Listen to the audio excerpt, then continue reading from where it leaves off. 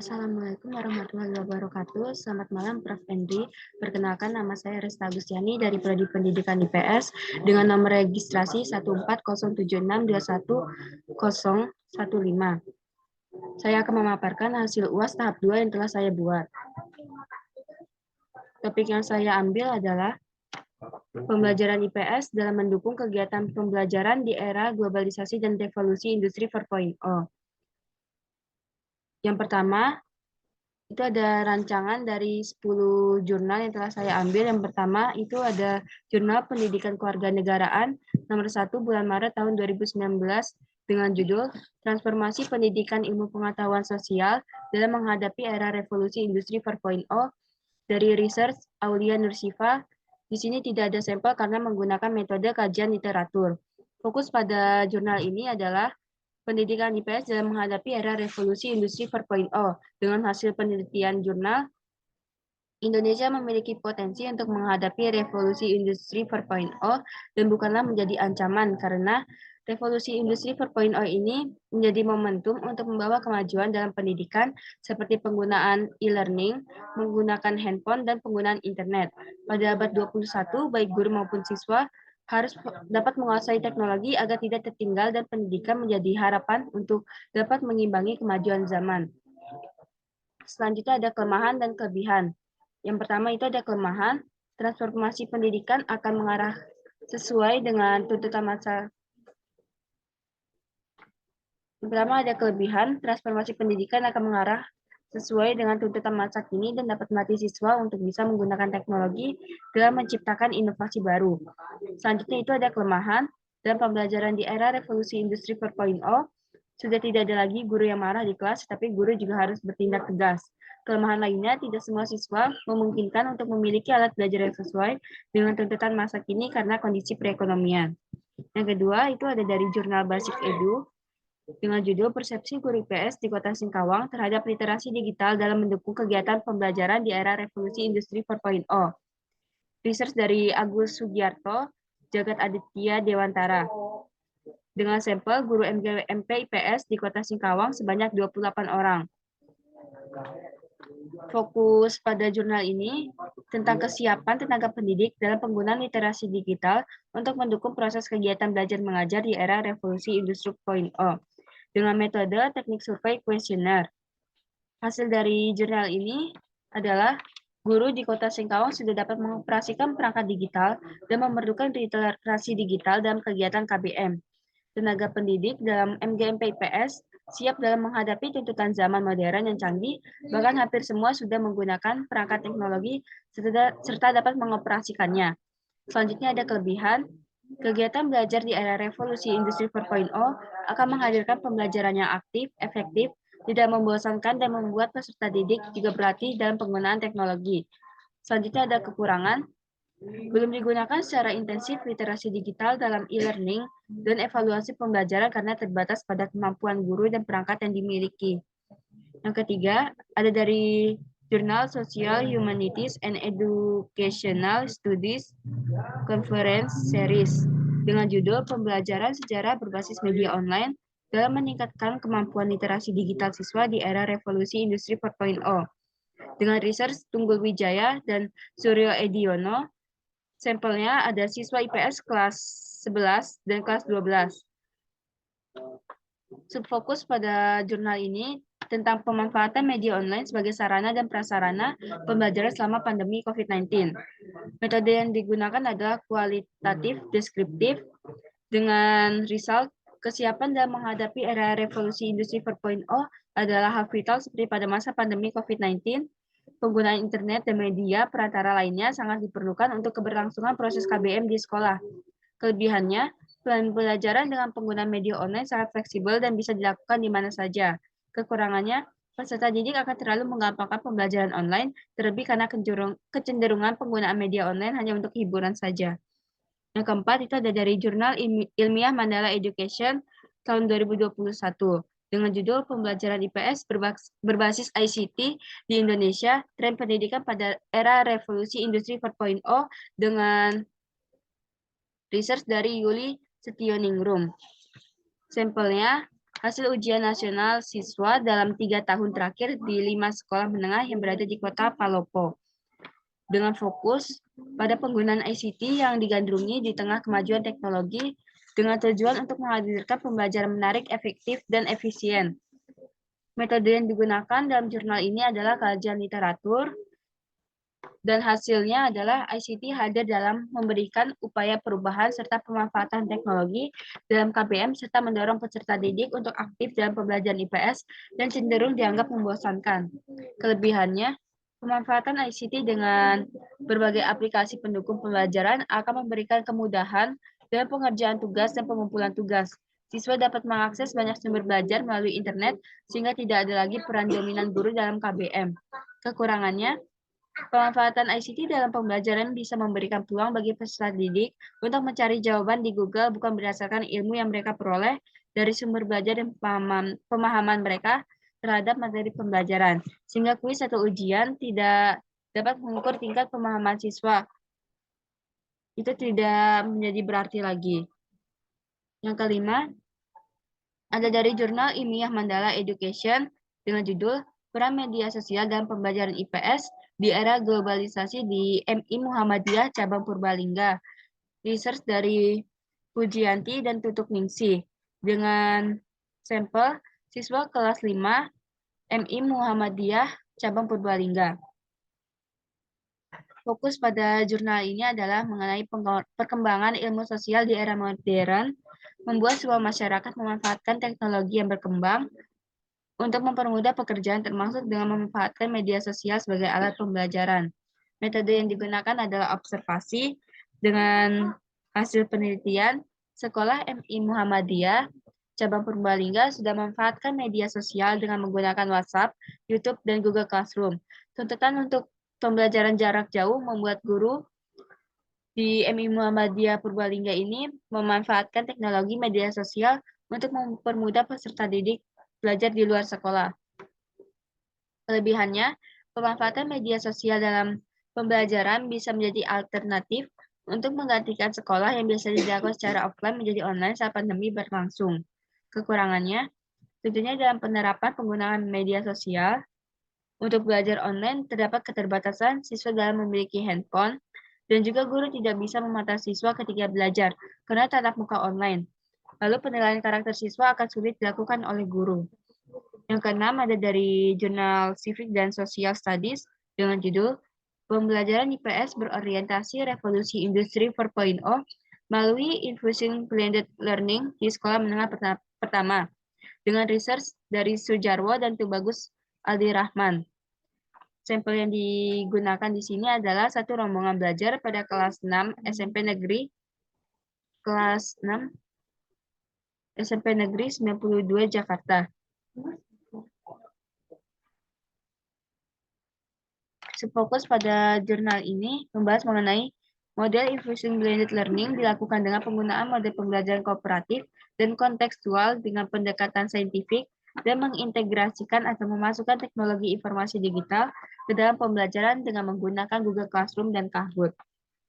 Metode yang digunakan adalah purposive sampling dengan hasil Infusing Blended Learning dengan media Google Classroom dan Kahoot telah berhasil meningkatkan hasil pembelajaran IPS dan keaktifan peserta didik di kelas 7F SMP Negeri 92 Jakarta.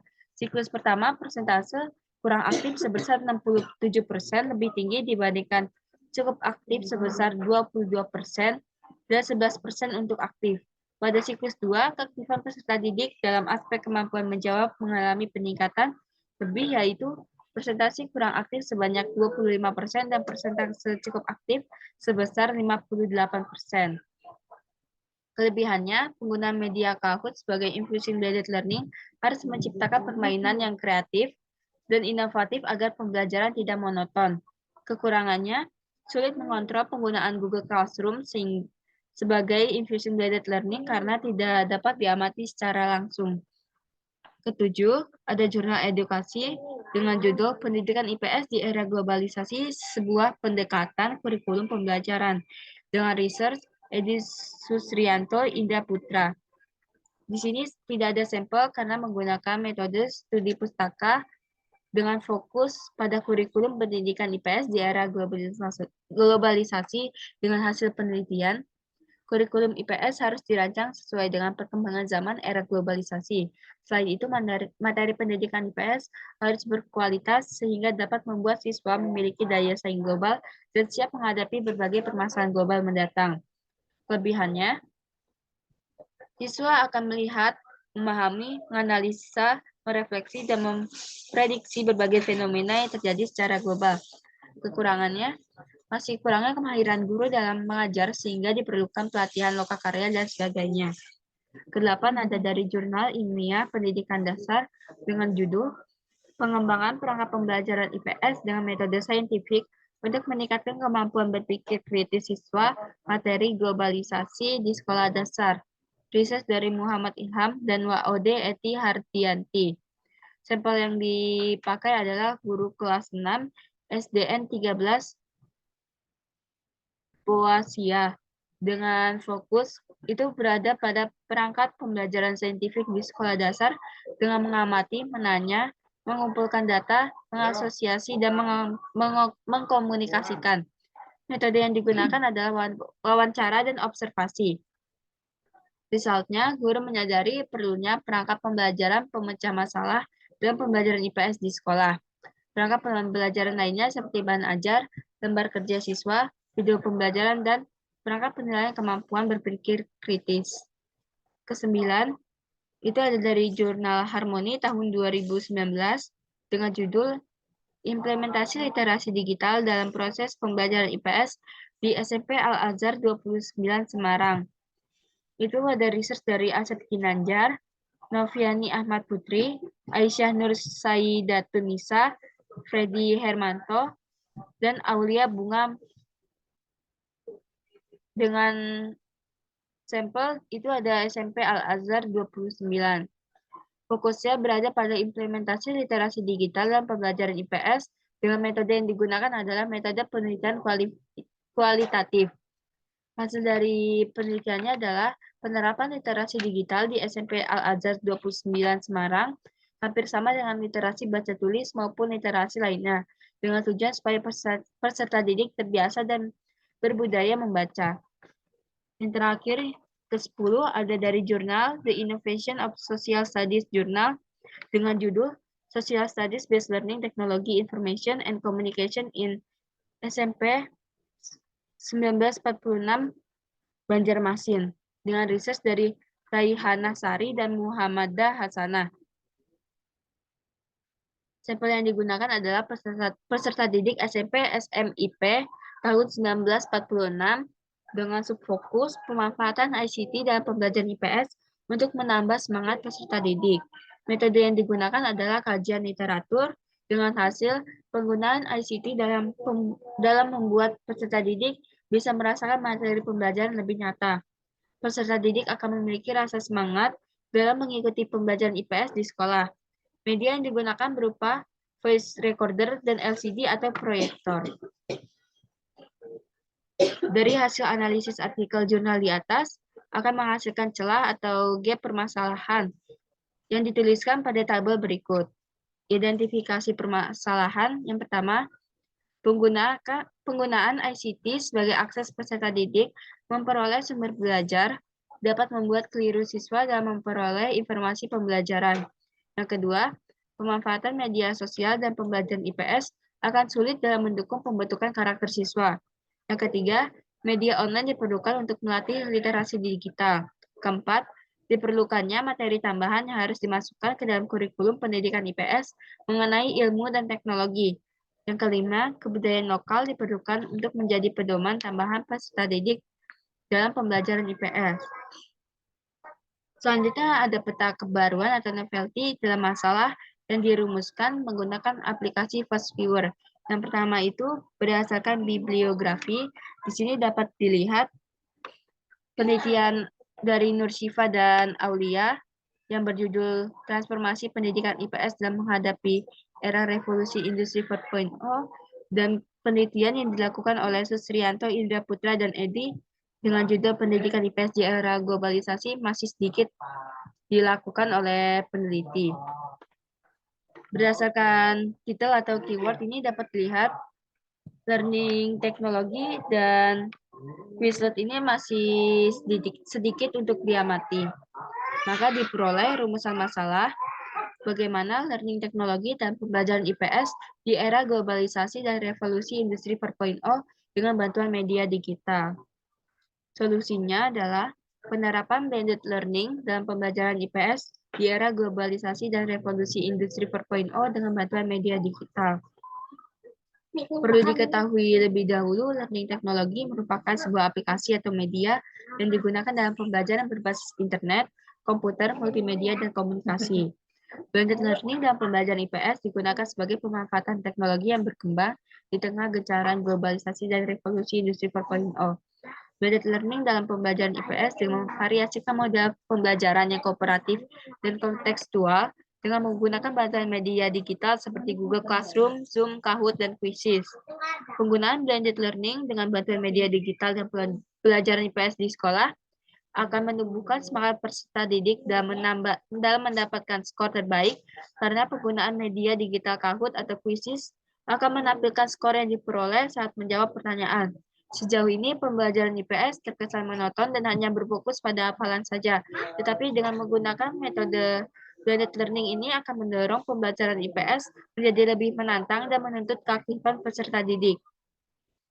Selain itu, penggunaan blended learning media digital akan membuat peserta didik mengikuti pembelajaran sesuai dengan karakteristik anak di era globalisasi dan revolusi industri 4.0 dan dapat mengakses media pembelajaran digital berbasis internet.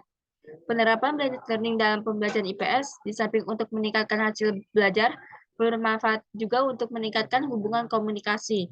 Komunikasi yang terjalin dapat lebih kuat antara peserta didik dan guru, dan juga daripada pembelajaran konvensional yang dilakukan secara klasikal di kelas atau menggunakan media online sepenuhnya. Blended learning selain dapat meningkatkan keaktifan peserta didik dalam belajar, tentunya juga memberikan fasilitas pembelajaran menjadi berkembang dengan pendekatan teknologi yang dikombinasikan dengan sumber belajar tatap muka yang kemudian dimuat dalam media digital melalui komputer, handphone, video, dan media lainnya. Blended learning dengan penggabungan pembelajaran tatap muka dan online akan memberikan kesempatan bagi peserta didik untuk mandiri dalam belajar. Blended learning dalam pembelajaran IPS juga akan membuat peserta didik mengembangkan dan melatih keterampilan yang mereka miliki. Karena dengan blended learning ini, siswa bukan hanya menjadi objek belajar, tetapi juga menerima materi, tapi juga menjadi subjek pembelajaran yang aktif melalui kegiatan yang dilakukan seperti diskusi dan kerjasama tim. Selanjutnya ada rancangan atau prototype. Rancangan penggunaan blended learning dalam pembelajaran IPS dapat dilakukan dengan cara yang pertama, memberikan motivasi belajar kepada peserta didik yang dilakukan dengan acuan materi IPS yang dipelajari selama 2 semester ke depan sesuai dengan jenjang kelas. Yang kedua, menggunakan video atau gambar yang memiliki keterkaitan dengan materi sehingga akan merangsang peserta didik untuk mengidentifikasi berdasarkan pengamatannya. Yang ketiga, peserta didik dibuat berkelompok untuk dapat berdiskusi serta mengumpulkan informasi dengan memakai sumber dari internet berupa jurnal, artikel, e-book, dan sumber internet lainnya. Yang keempat, membuat mind map atau peta pikiran sesuai dengan materi pembelajaran IPS yang memiliki kaitan dengan permasalahan yang berhasil diidentifikasikan sebelumnya, sehingga nantinya peserta didik akan mudah dalam memahami materi serta menyimpulkan materi yang dipelajarinya. Yang terakhir itu ada analisis kelebihan atau kekuatan solusi. Dengan solusi yang diberikan melalui blended learning akan membuat peserta didik mempelajari ilmu IPS di kelas lebih aktif, menyenangkan, menarik, dan tidak bosan, sehingga pembelajaran akan mudah diterima oleh peserta didik. Lalu kelebihan yang kedua, penggunaan model blended learning dengan bantuan media digital sangat mudah dilakukan oleh tenaga pendidik di sekolah. Yang ketiga, membuat daya ingat peserta didik terhadap pembelajaran IPS semakin kuat. Selanjutnya ada kekurangan atau kelemahan solusi. Yang pertama, tidak semua peserta didik dan tenaga pendidik di sekolah dapat mengakses media digital dengan internet. Yang kedua, latar belakang ekonomi yang sulit tentunya akan membuat peserta didik tidak bisa memiliki alat media pembelajaran digital seperti handphone, Dan kekurangan yang terakhir adalah guru harus memiliki kreativitas dan mengajar dengan menggunakan media digital. Sekian pemaparan tugas UAS tahap 2 dari saya. Terima kasih.